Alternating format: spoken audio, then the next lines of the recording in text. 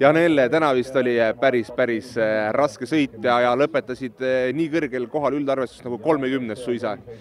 Jah, täna oli väga raske, et tegelikult juba teist nädalat põen viirust, mille sain peale Tartu rattamaratoni.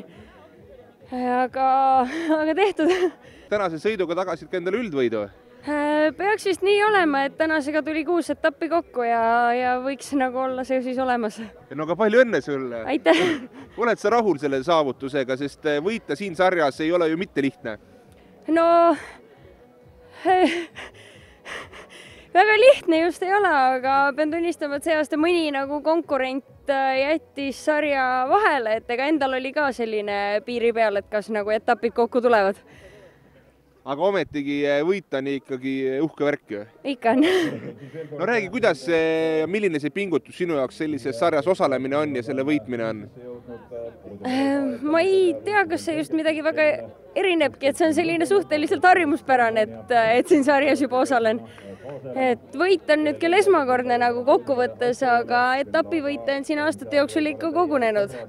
Aga aastate jooksul oled sa lootud, et sa kunagi hooajas või uskunud, et kunagi hooaja kokkuvõttes ka võidu võtad?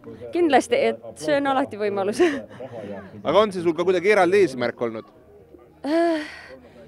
Kunagi väiksena oli ja mingil määral eks see on ikka alles olnud, nii et selles mõttes kunagi noore pea unistus, siis on nüüd täidetud.